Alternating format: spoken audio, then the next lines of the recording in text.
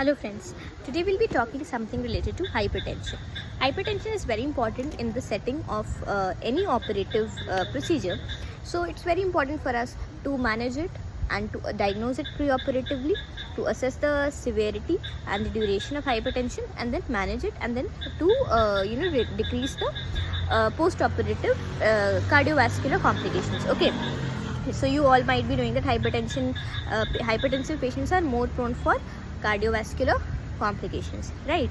So what happens? Why is it important? So once the patient walks in the pre-anesthetic checkup room and you measure the BP and you see that the BP is raised. Okay, so what is the definition of hypertension?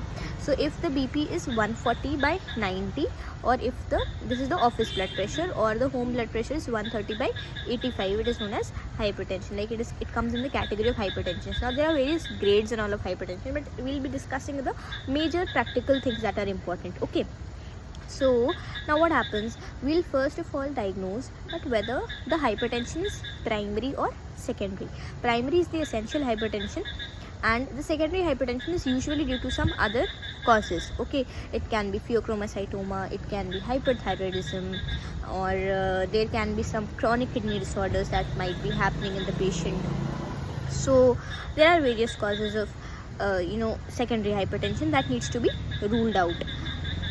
In the essential hypertension, we have to assess that, for example, if the patient, you can imagine an old Babaji who is coming to you, who is a smoker, very old, and who is having all the signs of hyperlipidemia, and he's coming with signs of exertion and all with hypertension. So what all you have concluded that male gender, hyperlipidemia, and history of hypertension, so with the history of smoking. So these things are pointing that okay, this patient can have a increased risk of cardiovascular complications during surgery, right?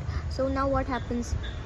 After diagnosing that patient is hypertensive, we'll grade it as for depending upon the severity and durations. Many patients are known hypertensive, whereas many patients will be newly diagnosed. They are all hidden problems that will be, once you measure and all, you'll diagnose that. Okay, so we might not be very clear with the duration. Okay, so after that we'll be asking the history about the drug history, that whether the patient is taking any antihypertensives or not, and whether he's compliant, because many people in our Asian population, they are not very disciplined as when it comes to the medications, and they are like okay, कभी-कभी हम लेते हैं और जब हमारा sir दर्द ठीक हो जाता है तो हम दवाई छोड़ देते हैं. Then they are poorly compliant, and you have to see these patients. Okay, so in the general physical examination, you'll be observing all the pulses, the peripheral pulsations of the patient, and you'll be seeing the condition of the vessel wall of the patient, as well as you'll see for other signs of cardiovascular instability. In the ECG, there might be some left axis deviation or concentric hypertrophy, that is LVH, that can be diagnosed on 2D echo, but in ECG also you can see the left axis deviation and LVH. Okay, so now the diagnosis of hypertension is made, but why is it so important? Why are we discussing about all this?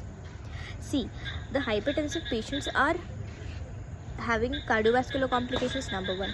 Number two, they are actually at a risk of going in a more severe hypotension once we administer sympathetic blockade drugs. For example, when we administer spinal anesthesia or the regional blockade, at that time they are at more risk of going into severe hypotension, especially the patients who are taking this angiotensin converters inhibitor enzyme or ARBs. They are at a higher risk. So usually we ask the patients to continue antihypertensive medications, but to avoid ACs and ARBs 24 hours before the surgery, right? Now, what is many of my friends have asked that what is the upper limit of hypertension? Kya iske baad to we have to cancel the surgery or delay the surgery? So it varies according to the local protocols of various hospitals, what they are following. But in the textbooks, it's written that the systolic blood pressure of more than 180 mm of Hg and the diastolic blood pressure of more than 110 mm Hg is a contraindication, or not a contraindication, is a red flag sign where you need to see, and above which you should not administer anesthesia. You should defer the surgery depending upon the urgency of the surgery. Obviously, you should first classify whether the surgery is urgent, emergency surgery, urgent surgery, or an elective surgery. But then if it is more than 180 by 110, it is advisable to potentially weigh the risk benefit ratio to optimize the patient and then continue further, right? So although hypertension has been diagnosed as 140 by 90, in the OT setups, less than 180 by 110 is theoretically given as you can take the patients. But now depending upon the surgeon's convenience and the anesthetist's convenience, there are different ideologies. Few people take at 160 by 110, few people want it to be less than 140 by 90, because more will be the hypertension, more will be the chances of bleeding, and the operative field will be flooded, and then because of bleeding there will be higher chances of blood loss, right? So we need to calculate various things and then decide that whether what should be done with the hypertensive patients. This is a very important topic, and hypertension is a very common problem that is happening in US. 45% of people are hypertensive, and our country is no less in these problems. The hypertensive cases are rising, they are on the rise. So we need to be a little aware, and especially if you are someone new, you should read thoroughly about hypertension as a topic. So this was a small little overview about hypertension. I hope you guys like it. Bye bye.